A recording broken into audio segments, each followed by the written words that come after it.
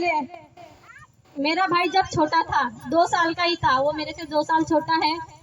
आज से 20 साल पहले हमारे घर में भी ऐसी भूत बाधा से परेशानियां थी, बहुत परेशानियां थी। हम 4 भाई 3 बहन और 1 भाई है।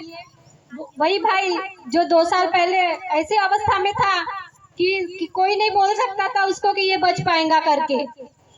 मेरे मम्मी पापा बहुत घबरा गए थे, एक ही एक बेटा था उनको। फिर उनकी परिस्थिति ऐसी थी कि कोई बोल भी नहीं सकता था, कोई डॉक्टर भी नहीं बोले कि वो बच पाएगा करके। फिर मेरे मम्मी पापा बहुत घबरा गए थे। मेरे चाचा के यहाँ पे परमात्मा एक मार्ग है, उनने हमें बताया कि इस परमात्मा एक मार्ग में तुम्हारे दुख दूर हो जाएंगे।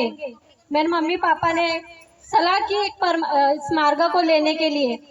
फिर वह पहले हमारे वो गांव में मार्गदर्शक थे, कुछ साल पहले हमने उनसे मार्ग लिया था। हमारे घर में 3, 7 दिन 11 दिन का कार्य किए थे। हमारे घर में परेशानियां पूरी दूर हो गई थी, लेकिन हमारे मार्गदर्शक बाहर के थे। हम कभी वहाँ नहीं जा सकते थे, कभी वो नहीं आ सकते थे। हमारा कार्य फिर ऐसे ही चलता था, कभी पूजा करना, कभी नहीं करना। कोई एक महीने 1.5 महीने के कार्य देते थे। उस तरह हम ऐसे कुछ साल तक ऐसे ही चला।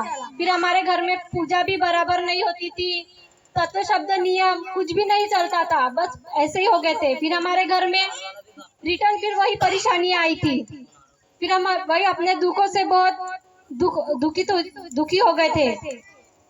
तब हमारे गांव में रोकड़े काका जी के पास से हमने यह मार्ग लिए। उनने हमको कार्य दिए 3 दिन 7 दिन 11 दिन का। फिर हमने त्याग किए।